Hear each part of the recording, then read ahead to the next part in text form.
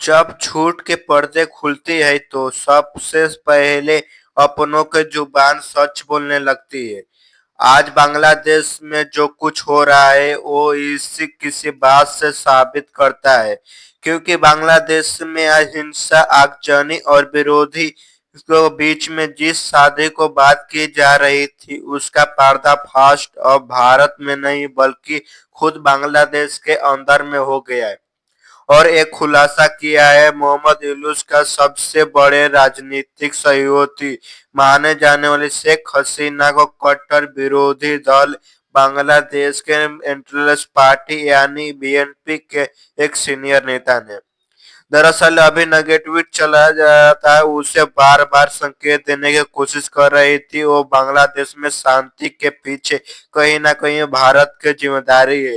भारत दखल दे रहा है, भारत हालात को ये बल्कि झूठ है वही नेगेटिव धरता हुआ नजर आ रहा है, क्योंकि बीएनपी के एक वरिष्ठ नेता ने मिर्जा अब्बास ने साफ शब्दों में कहा है कि देश में हिंसा एक योजना के दालिक साजिश का हिस्सा है।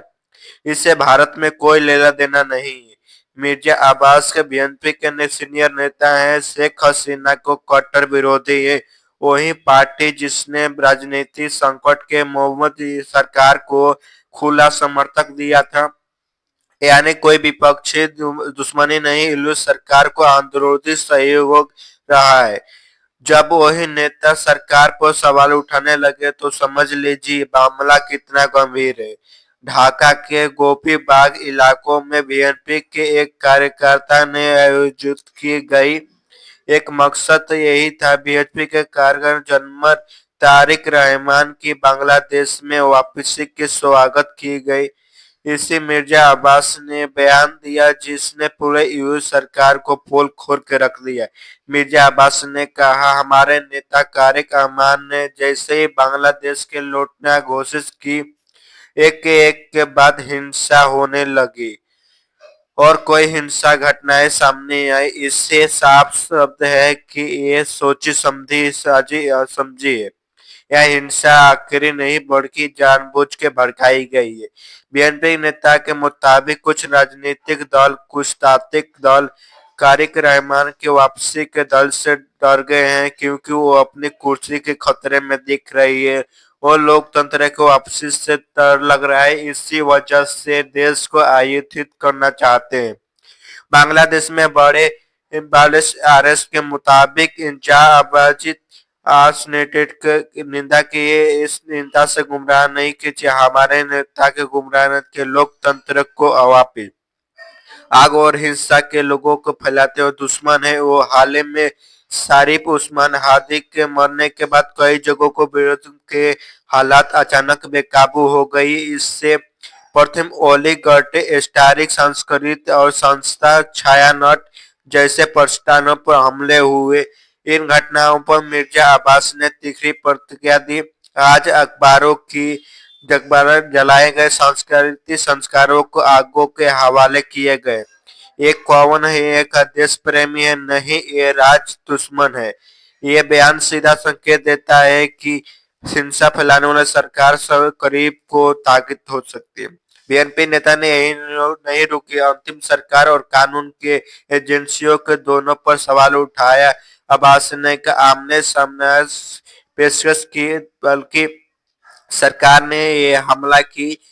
आज ये सरकार रोकने में ही नाकाम साबित हुई है। मिर्जा अब्बास ने इसका आवाज कहा, कुछ राजनीतिक दल को देश को बंधक बनाकर अपने संकीर्ण स्वार्थ को चखना चाहते हैं। पानी के गंदा करके उसमें मछली के पकड़ना चाहते हैं, यानी तकना पैदा करो, डर फैलाओ और सत्ता पर काबिज हो जाए। बीएचपी नेता एक और बड़ा आरोप लगाया, देश में चुनाव को बाधित करने की साजिश चल रही है, बल्कि बीएचपी ऐसे साजिश को नाकाम कर देगी। इस बयान मोहम्मद यूनुस को ये सरकार को सीधे कटघरे में खड़ा कर दिया। इस पूरा कटघरे को अहम बात है कि बीएचपी के नेता कहीं पर भारत को दोषी नहीं ठहराया, बल्कि प्रत्यक्ष रूप से भारत के खिलाफ फैलाए गए नैरेटिव को खारिज करते हुए भारत को बदनाम करने की कोशिश को अंदरूनी रास्तों को देने के यही आज साफ है कि संस्था साफ है। हाजी कोले को बहाना गया, यूएस सरकार को नाकामी उजागर किए गई, भारत के गलत करने की कोशिश की गई बांग्लादेश के सरकार। अंतिम सरकार के लिए ये झटका लगा माना जा रहा है।